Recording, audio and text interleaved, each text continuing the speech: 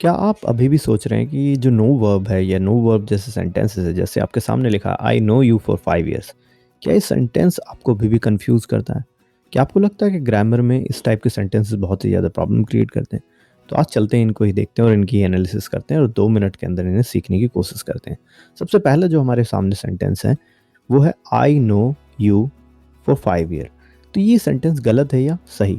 तो सबसे पहले तो ये सेंटेंस ही गलत है। ऐसा क्यों है? तो पहले हम जानने की कोशिश करेंगे आखिर ये सेंटेंस गलत क्यों है। तो इसके लिए जो सबसे इम्पॉर्टेंट बेसिक चीज़ है वो है नो एक स्टैटिक वर्ब की तरह भी काम करती है।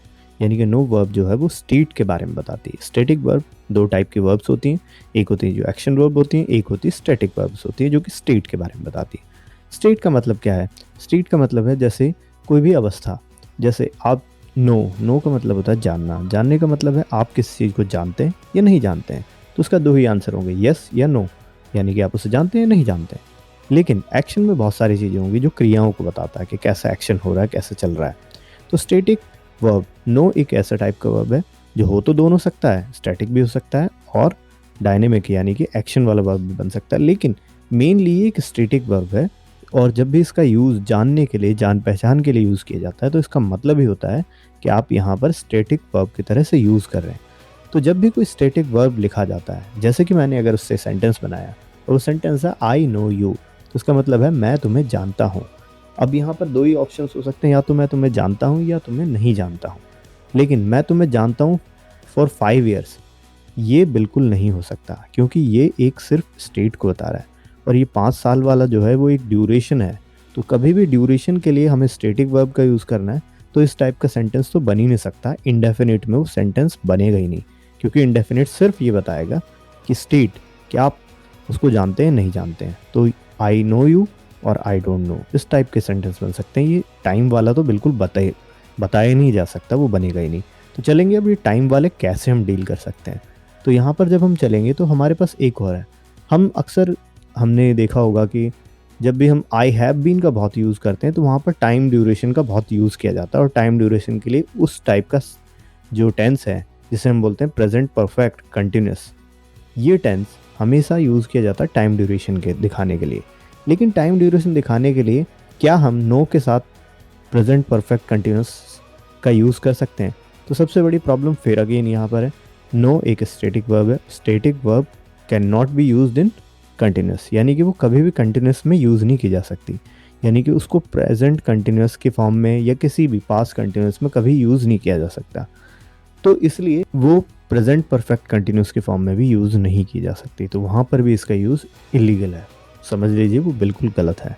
तो इसका मतलब क्या हो गया, यहाँ जो 5 ईयर वाला हमने यूज़ किया है वो भी गलत है, यानी कि I have been knowing you for 5 year, ये सेंटेंस भी एकदम गलत है। तो अब प्रॉब्लम यहाँ आती है कि जो 5 साल से तुम्हें जानता हूँ, इस सेंटेंस को फिर लिखते कैसे हैं, कौन सा तरीका है जिससे हम लिख सकते हैं?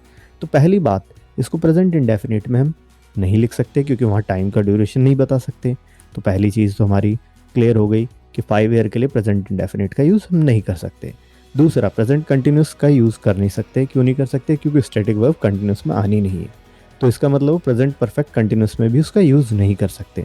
तो फिर हमारे पास कौन सा टेंस बचा? एकदम राइट, आपके दिमाग में सिर्फ एक ही टेंस आएगा, वो है प्रेजेंट परफेक्ट टेंस। तो बिल्कुल सही बात है, इसका जो यूज़ करना है हमें प्रेजेंट परफेक्ट टेंस के अंदर ही हम इसे यूज़ करेंगे।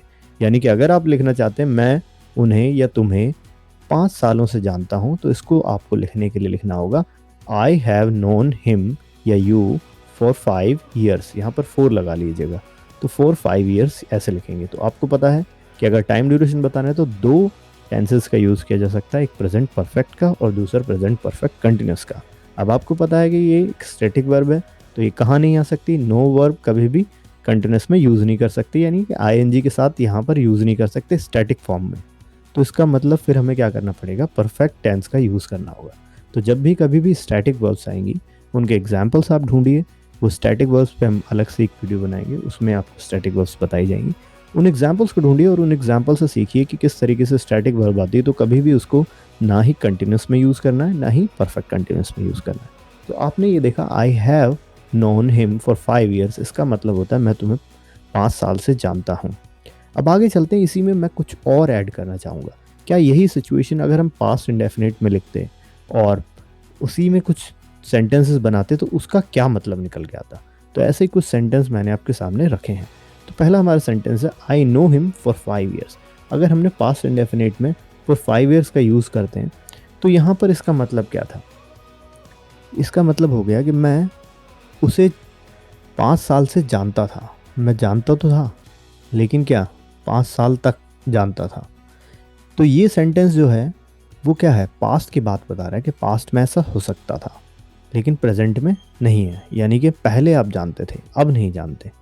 और इसी का जो बेहतर उपयोग है, यानी कि उसको जो बेटर फॉर्म में लिखा जा सकता है वो ये है, I know him 5 year ago, यानी कि 5 साल पहले मैं उसे जानता था। यानी कि आपने ये बताया कि 5 साल पहले आप उसको जानते थे, तब उसके बारे में आपको पता था, लेकिन अब आप उसके बारे में बिल्कुल कुछ नहीं जानते, आप उससे मिलते नहीं हैं। इस टाइप की सिचुएशन को बताना है तो आपको ये यूज़ करना होगा, आई न्यू हिम फॉर 5 एगो। तो इस तरीके से आप पास्ट में इसको दिखा सकते हैं। तो टाइम के लिए आपको पता चल गया कौन सा टेंस यूज़ करना है, प्रेजेंट परफेक्ट या प्रेजेंट परफेक्ट कंटिन्यूस। वही दो टेंस है जो कि टाइम को प्रेजेंट करने के लिए यूज़ करेंगे। और अगर आपको पास्ट में दिखाना है तो पास्ट के लिए ये इस टाइप का सेंटेंसेस बनाए जा सकते हैं। तो इस वीडियो में इतना ही, मिलते हैं नेक्स्ट वीडियो में। और till then bye bye, see you in the next video. Like share comment and subscribe.